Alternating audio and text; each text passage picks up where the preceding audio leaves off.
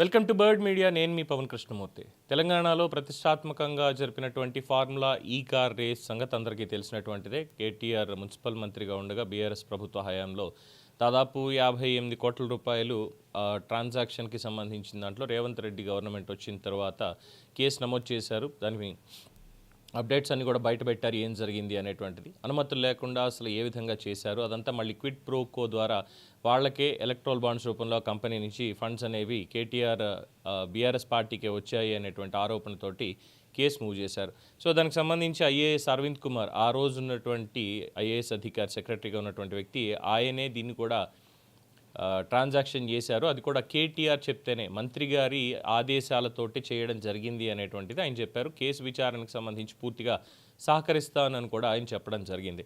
So ప్రస్తుతం serious action తీసుకోవాలి అనేటువంటి ఉద్దేశంతోనో, లేదంటే ఈ కేసుని ముందుకు తీసుకెళ్లాల్సిందే అనేటువంటి పట్టుదలతోటో కానీ ఐఏఎస్ అరవింద్ కుమార్ మీద సస్పెన్షన్ వేటు వేసింది రేవంత్ రెడ్డి ప్రభుత్వం. కేసు విచారణ పూర్తయ్యే వరకు కూడా సస్పెన్షన్లోనే ఉంటారు. అయితే బిఫోర్ హిజ్ రిటైర్మెంట్ ఈ సస్పెన్షన్ అనేది ఆయనకు ఒక మచ్చగా అని చెప్పి చాలామంది వ్యాఖ్యానిస్తున్నారు. ఇక గవర్నర్ గారు ఎప్పుడో దీనికి సంబంధించినటువంటి అనుమతులు ఇచ్చారు ప్రాసిక్యూట్ చేయడానికి, కేటీఆర్ని కూడా విచారించాలి అంటే దానికి సంబంధించి ఆయన వెళ్ళడం, అంతకుముందే ప్రెస్ మీట్ పెట్టేవో మాటలు మాట్లాడడం, ఇవన్నీ చేసుకుంటూ వచ్చారు.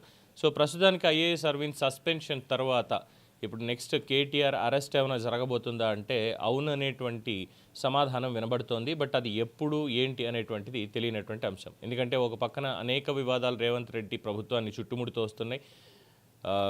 బీఆర్ఎస్ చేసినటువంటి ఆరోపణలు, వీటన్నిటి నేపథ్యంలో ఇప్పుడు మళ్ళీ ఫార్ములా ఈ కార్ రేస్ కేసు అనేటువంటిది ప్రాధాన్యత సంతరించుకుంది. అందులోనూ ఒక ఐఏఎస్ సస్పెన్షన్ సంచలనంగా మారింది.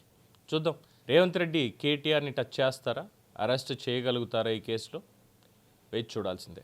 దీని మీద మీ అభిప్రాయం తెలియచేయండి. చూస్తూనే ఉండండి ది బర్డ్ మీడియా.